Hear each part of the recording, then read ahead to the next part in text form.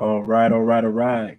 Welcome to the Too Much Moxie podcast. I am your humble host, Too Much, and I'm definitely in the building. What's going on, YouTube? What's going on, TikTok? Or not TikTok, IG? What's going on, Twitter, Twitch? What else we streaming on? Facebook? What's good? We in the building, man. It's been a while, man. If y'all forgive me, man, I had to take care of some business. Had to grind for a minute, man. But I'm back. I'm back, y'all. And we got to talk about it, man. We got another topic for y'all, man. We're talking about, I don't think anybody's talking about this. I mean, I know it's probably old news. I remember some things came out about Eminem back in the day, about his relationship with the Black community and how he felt, but he came out and apologized, said he was a kid, he had these weird thoughts and he doesn't think like that anymore. Okay, we got to decline that.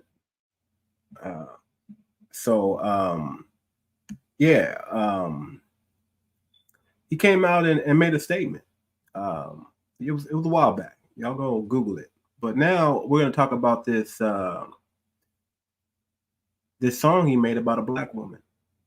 Eminem, Foolish Pride, 1988. He had to be around 16 years old, 16-year-old kid when he made this rap album. I think it's over one of those Beastie Boy beats. And we're just gonna go in and we're gonna decipher it, man. I'm gonna tell you right now, I got a different spin on it. I never like hollering racism or anything like that, or using the race bait, or I don't do that. I like to speak facts, if anything, and then I want to give you my opinion. Sounds to me like our brother Eminem, one of the, let's give him his roses, let's give him his props while he's around. One of the top, or was one of the biggest rappers in the hip hop community at one time. Some people might call him culture vulture, whatever you want to call it. But he definitely took hip hop by storm, and he was feared even. He was even feared in the rap game. Nobody wanted to battle him. He came from that element. He came from battle rapping. So, it's one thing about performing, entertaining, and it's something about battle rapping. It's just a different feel, different style. Many mainstream rappers went over into the battle rap side and they didn't perform too well. And then vice versa, many of the battle rappers came on to the performing and entertainment side of rap and they didn't do well either. So it's a different arena and it's a different mindset that you got to have. But Eminem was able to make that crossover. Eminem was able to do that. And he did it with witty satire, comedy, words, just rhymes, and he likes to smush words together as he says and put them in a rhyme, and he entertained us. He also did it by attacking other rappers, other pop stars. Like he went after low-hanging fruit, so to speak, and destroyed them, right? He built himself up like that. Then he brought his guys on, right? He brought his people on. He brought on the Detroit 12 or whatever. He brought on Royce the 5'9", 50 Cent is part of the people that he helped bring up into the business as well.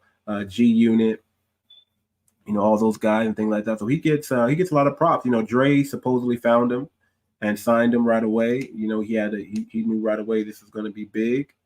And he did the right thing, because look at this brother, man. Eminem is definitely an icon in the hip hop community. But there's some questions about his background. His upbringing. I don't have his whole rap sheet. I'm just gonna go off memory here. Eminem, he grew up with a single mother. He grew up in a trailer park. He grew up in the rough and tough, bad neighborhoods of Detroit. That's where he got to start. So he grew up in the hood. He grew up around Black people. He had an experience with them. I often tell people, like, experience is always going to experiences, men work through trauma, women get stuck in trauma. And I think it shows proof that Eminem worked through his trauma, because look at his relationship with the Black community today. I think it's not like when he was 16, I should say, right? Men work through trauma, women get stuck in trauma. And a lot of times, and let me say this, not all men work through their trauma. A lot of men can get stuck in trauma too. It's pretty much based on your upbringing, how you're going to handle tough times and trauma and things like that, and the support that you have around you. That